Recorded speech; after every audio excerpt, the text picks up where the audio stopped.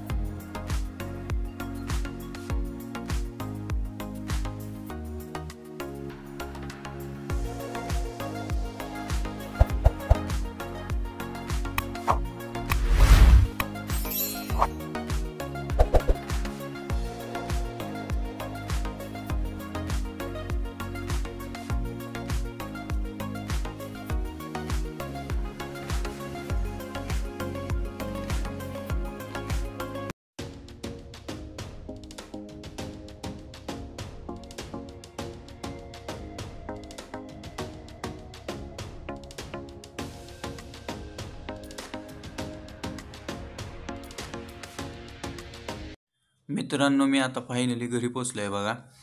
गाडी जरा उशिराच हल्ली सातारामधून. 1 वाजता सातारामधून हल्ली आणि दौंडला बघा 5 वाजता पोचली.